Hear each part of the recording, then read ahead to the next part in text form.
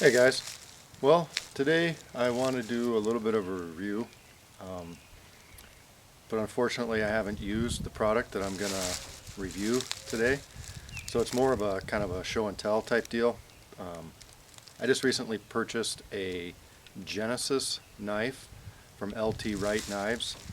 A lot of, everybody seems to know that LT Wright and used to be a part of Blind Horse Knives, but they dissolved. Him and his partner split their ways, and they're both making knives now on their own. So this is the first knife that I've gotten from LT Wright Knives. It's called the Genesis, like I said, and Jamie Burley from the Pathfinder School, the lead instructor at the Pathfinder School, designed, or at least helped design, I'm pretty sure it's his design, this knife. Jamie is a personal friend of mine. We went to advanced class, Dave Canterbury's advanced class together, and he was my second partner after my first partner left or whatever. But I've talked to Jamie a little bit on the computer and stuff, but just having to kind of be that close with someone for a day or 2 days, you kind of get to know him. Jamie's a real nice guy, real down to earth, just a super nice guy. So, when he came out with this knife, and super knowledgeable, of course. So when he came out with this knife, I was pretty intrigued by it. I wanted to kind of check it out and stuff. I've tried to taper off my knife buying. I'm bad. I buy a lot of knives, or I used to buy a lot of knives. I've really stopped. Now that I have my PLSK1, that reground PLSK1, and my Blind Horse Knives Woodsman Pro, I figured those were basically the two last knives I probably needed to buy. I would like to get another Primal Edge knife from Joe Honeycutt, but we'll see. Anyway, let's take a look at these. I'm going to try and compare between the Woodsman Pro and this Genesis, this LT Wright Genesis. So let me get a close-up, move the camera around, and we'll get a close-up and kind of just go through the specs of each knife. Okay, first of all, I'm just going to show you this card that came with the knife, with this Genesis. Kind of hold it up here for a second. This will go over, this has all the specs. Okay. The Blind Horse knife I don't really have the specs for, and I didn't grab a tape measure. If anybody's real interested in the specs on the Blind Horse knife, message me or comment, and I will for sure measure it and give you some more specs. So let's take a look at the two knives. First of all, this is my Blind Horse knife, and this is the way I have it set up. I've got a 3/8 ferro rod, I've got just a lanyard, and this is the sheath. I really don't have a lot of complaints about this knife. One complaint I do have is the sheath is basically what I refer to as a bucket sheath. It's basically, it just drops in there. There's no retention in there at all. I mean, if you accidentally sit down wrong or something, this knife's coming out. So that's why I put a lanyard on it and then stuck it underneath the Ranger band. Other than that, I mean, it's a decent leather sheath and stuff. They call this grind. Okay, onto the knife now. This is an 01 tool steel knife. They call this grind a saber grind. Okay. This knife has really performed well for me. I really like this knife. Like I said, I really don't have a lot of bad things to say, or any bad things really to say about it. Okay, let's take a look at the LT Wright Genesis. First of all, so I was kind of a screwball. I'm left-handed, and I ordered a right-handed sheath. There wasn't even an option. I just grabbed it and didn't even think about it. But LT's going to exchange it for me. First thing I did was shove this knife into the sheath. The second thing I did was try to remove the knife from the sheath, and I almost couldn't get it out. I mean, that's how tight this sucker is. And I had shoved it. I'm not going to do it because I'm going to give this sheath back or return it. But if you shove this knife down in as far as it can go, it's really difficult to remove this knife. Which, of course, it will break in as it, as you use it and wear it and stuff. So that's good that it's tight to begin with. Look at that. Gosh. Okay, the Ferro Rod Loop on this, I believe, is a 5/16 ferro rod. I would rather have a 3/8 ferro rod, but that's just me. I like 3/8 ferro rods. Okay, anyway, it looks like the thickness of the leather is about the same, but maybe it's just because I've used this blind horse so much. The Genesis sheath feels a little bit more rigid. It does seem to be, I don't know anything about leather, but I know the first thing I was going to do was put a bunch of fix and wax on it and let it soak in a lot. You know, I'm sure they probably cured the leather or whatever, but that's what I was going to do. But I'm not going to now because, of course, like I said, I'm going to exchange it. Anyway, onto the knife. So next to each other, okay, you can tell that the Genesis the Genesis is a little bit bigger. Okay, the grind is definitely different. It's a Scandi grind, and it seems to be a steeper Scandi grind than, like, let's say a Mora or something. But anyway, and it's an A2 steel. Okay, the blade is wider this way than the Woodsman's Pro. Like I said, I haven't had a chance to use this. I've shaved a little bit of arm hair off, but that's it. But one thing I did do was, obviously, I picked it up and held it. Now right away, this knife feels better in my hand. I personally don't think I have big hands, but, you know, I mean, I don't know if I guess I don't sit there and compare hands to other guys or whatever, but this knife, this bigger handle feels a lot better. This is a small handle.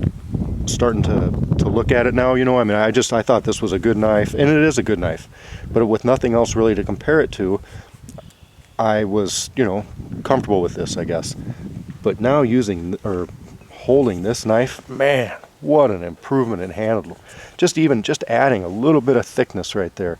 They added these thumb scallops or whatever. I haven't used those yet. I'm not sure how much I'll like those, or I'm sure I'll like them, but how much added benefit they are. But just the size of the handle right away is just, it fits in my hand nice. I mean, just right off the bat, that's like almost worth it right there. I'm not a huge fan of the Scandi grind. I kind of like this saber grind better, but I haven't used it yet. I'm going to use it today for the first time. I'm going to do a little feather sticking, maybe do a couple of things with it, and just see what I like, or see if I like it. Now, the Genesis doesn't have as much belly as the Woodsman Pro, but that's okay. You know, it still has a little bit. It's not that dagger point like some of the knives are. So anyway, my first impressions are I like this knife. I like it a lot, actually. It is thinner steel. Okay, the Genesis is 1/8 inch steel, and the blind horse, like I said, I didn't grab a tape measure, but if I were to guess, if I remember correctly, it's about 3/16. But I don't know. Let me get a stick here and do a little feather sticking, but man, does this feel nice in the hands. Okay, first thing I'm going to do is just some extremely light batoning. I was going to go grab a decent sized poplar and stuff and baton it, but that's okay. I'm just going to try this little piece and then process this down and maybe make some feather sticks. Now I have a wood pile where I've got some oak and stuff, but maybe one of these days I'll be brave enough to baton through oak or something. But first of all, I don't really see the need for it because softwood's light, easier, and faster. And the only reason that I'm going to baton, for the most part, is for starting a fire. Either making feather sticks or making a bow drill set. Like I said, maybe I'll get braver one of these days and baton through oak, but that's just my personal opinion, you know. I mean, I really don't see a need for it, and a lot of people don't see a need even for batoning, but I do, and this is just what I'm going to do. So.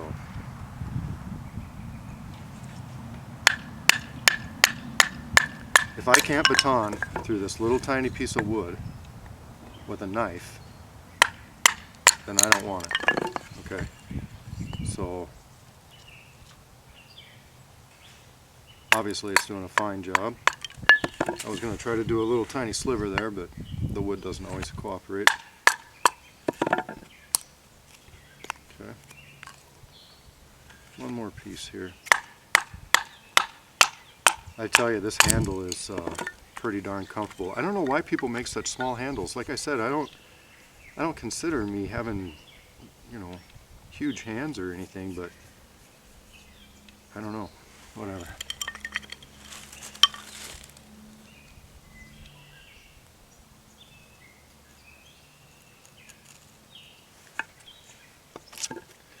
Feather sticking is a skill that I need to work on, because it seems like I can get some really awesome shavings and then they all want to fall off.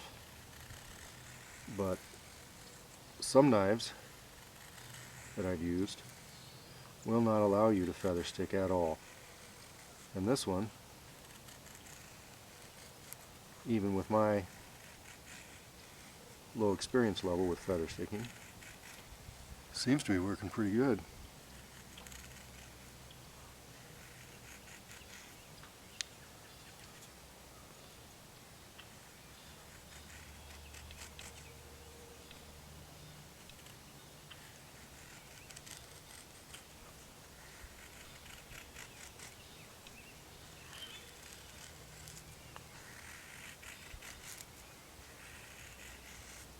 Actually, it's working pretty darn good. Because by now, with my Woodsman Pro, most of these shavings would be flying off right now.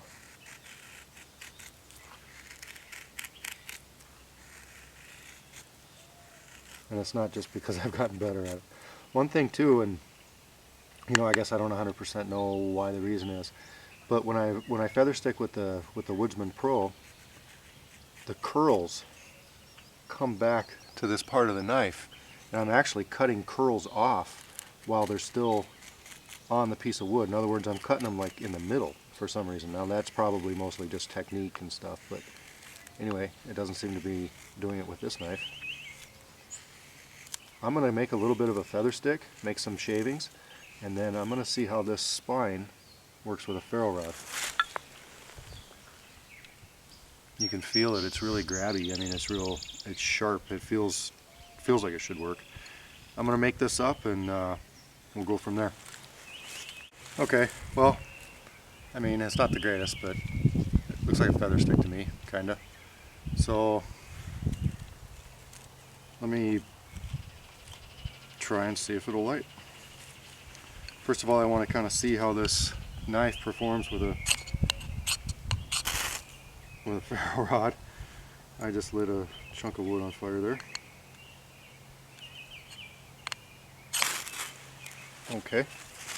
Wow. Holy crap. I just started it on fire that fast. Holy crap. This is one of the harder kinds, one of the harder fire steels, and I've never been able to do the pullback method and light a feather stick on fire. That's on fire.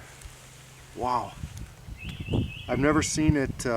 This is acting like a one of the soft fire steels because it is throwing basically globs of sparks that are still being ignited, that are still on fire when they hit the ground. Normally it's nothing but sparks. But see, you see how it's staying lit? That's not common with the strikers I'm used to.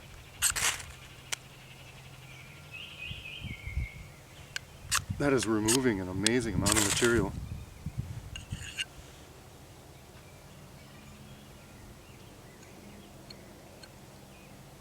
Okay, that's pretty cool.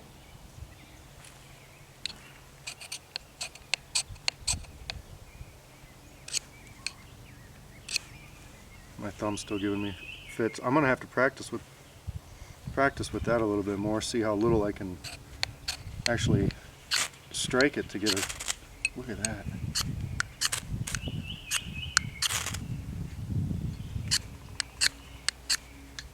It's just removing a ton of material there. I'm not striking it correctly, but Okay. Look at how long that lasted. And that's not even one, man, I'm gonna sit here and play with that. That's not even a, like I said, this isn't even one of them soft fire steels. That's pretty cool. Wow, okay. Well, instead of playing with the ferro rods, let's put it through another cutting test. That was pretty cool. Just some pine, nothing major.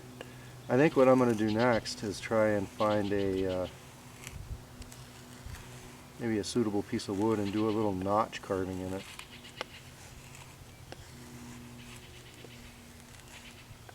Sometimes I have problems with Scandi grinds if they are, oh, how do you say, if it's a real thin blade. Basically, it's like working with a razor blade. Okay, working with a razor blade, it's gonna cut like crazy. I mean, it's gonna be awesome, but it's gonna cut too much almost. It bites too deep almost. So you can't do feather sticking because what it wants to do is it wants to just basically cut through the entire piece of wood instead of shave it off gently. I've had that problems with some extremely sharp knives, and that's not necessarily a disadvantage depending on who you are. It's just, for me, I guess it kind of was. I mean, the knife was so darn sharp that, not so darn sharp as the grind was just so shallow or whatever, that I mean, it just made it so it was just a razor the whole way through, where this is like a you know, it shaves, but then the grind is such that I don't know, it just helps you feather stick and stuff better. It's hard to explain what I'm trying to say, but anyway, I didn't know if I'd like this grind because, like I said, I'm not a super huge fan of Scandis. I like them in my Moras and stuff like that. I guess the one that I had was that PLSK1, and it was such a sharp grind or steep grind compared to the thickness of the blade that I thought it was basically worthless and had to have it reground. But that's just my opinion. A lot of people like that knife. I had to have mine reground. This is doing pretty good.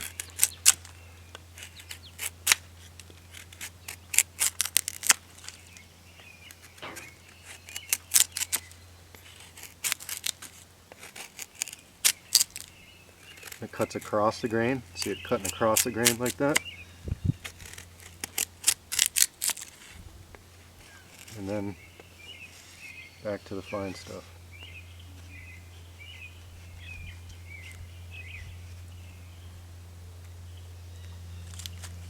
That's a pretty fine curl right there. Pretty thin.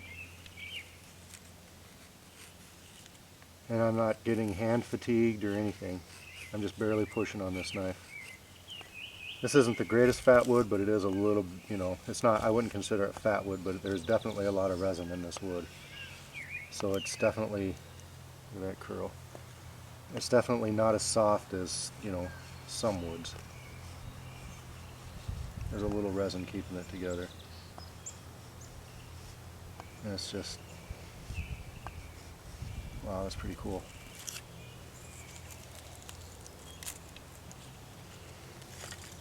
I can't resist.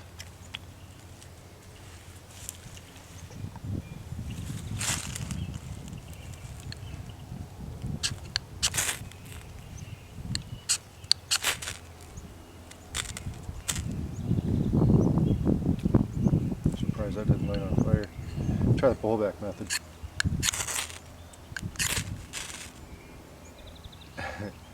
It lit a piece on clear over there. That's the problem that I have with the pullback method is, well, there it lit on fire, but it kind of sprays your stuff everywhere. But if you can light it with the pullback method, then you know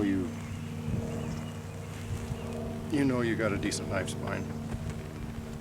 All right, more carving. Stop playing with the ferro rod.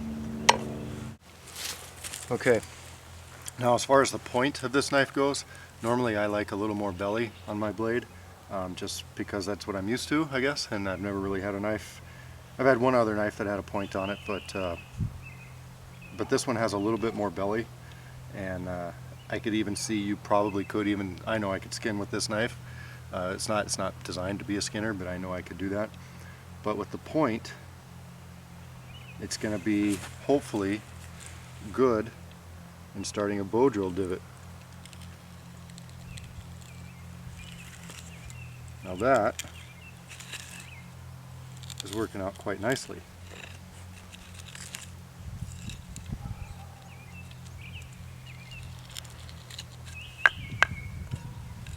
Okay, digging in there and removing that material. And it doesn't come to really a needle point necessarily. Okay, there's thickness all the way down to the very tip.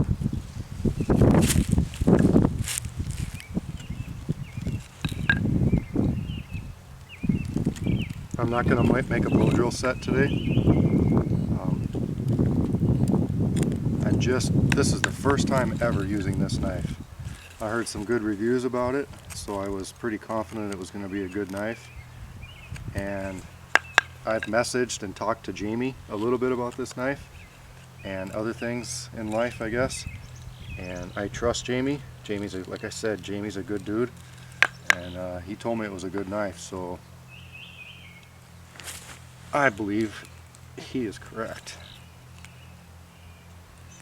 Okay. Now I haven't done hardly anything with this knife, but obviously it's still razor sharp, which it should be. I mean, I haven't done hardly crap with it, but you can see. I mean, you probably can't see that, but trust me, there's hair all over that. So let's take a look here. Just want to kind of get the feel for it here.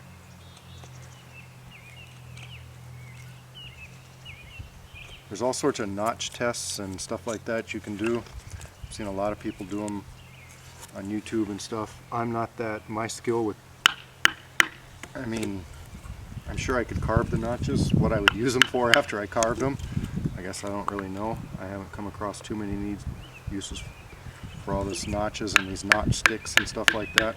Not to say that there isn't a use for them, it's just, this is primarily the test I use, is I'll test and see if I can at least make a bow drill notch with it.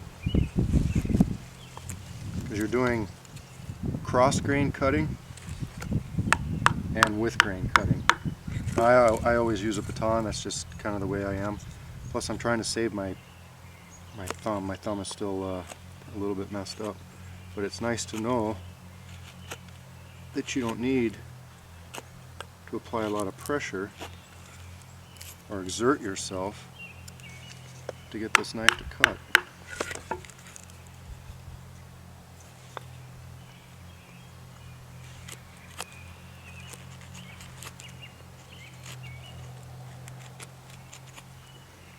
A lot of this notch is, the reason I like doing this bow drill notches is, like I said, it incorporates both cross grain and with the grain cutting.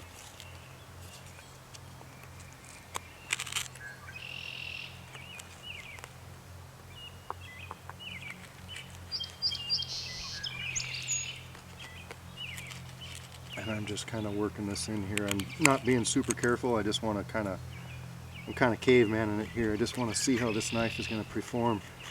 And if I have to put like some good, I would be way more delicate, in other words, if I was doing this for real. I would be really taking my time and stuff. But I want to see what my hand feels like after I've done a decent notch in here.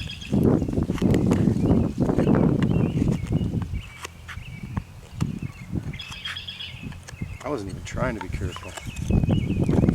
That's a smooth notch. I wasn't even trying to be careful at all.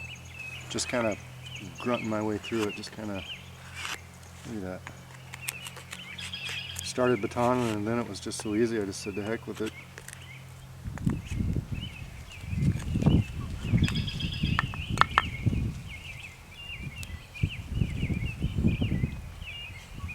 I'm going to like this knife. I'm going to carry this knife for a while and maybe do an update on this, because you can't fully review a knife in however long this video is going to be. Hopefully it'll be under 20 minutes, but you can't fully review a knife like that. But so far, everything that I've seen has been real nice.